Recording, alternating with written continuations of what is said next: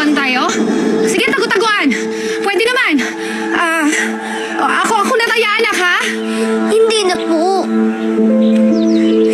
Kasi hindi niyo naman po makikita si Grace. Ano ibig sabihin?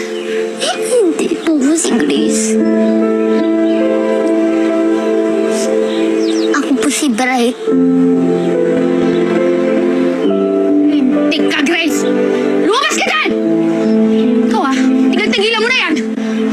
Lumabas ka na dyan! Huwag mo antayin uminit ang ulo ko! Umuwi na tayo! Wala na po si Grace.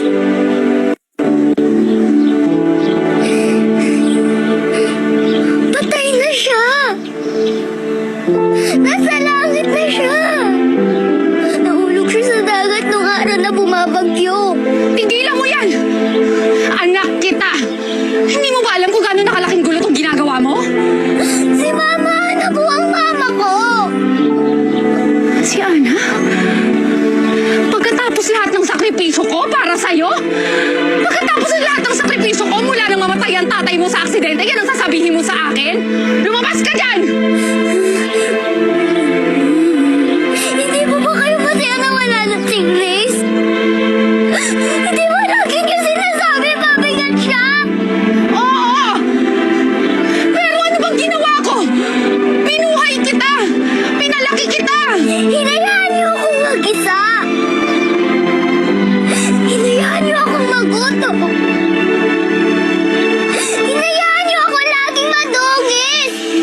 Hinayaan niyo ako saktan ni Tita Chita. Binabagbagya po ako eh. So ano? Galit ka sa akin? Ha? Hindi mo na ako mahal? Hindi po ako galit sa inyo. Pero hindi na rin kita mahal. Kasi hindi ko na po kayo mama. Si Alexandra na lang kayo. Masaya po kay Mama Ana. Pwede na din po kayo maging masaya. Kasi wala na ako. Ano yan ang gusto mo? Sa tingin mo hindi ko ibibigay sa'yo? Alin, Sara, bastos ka!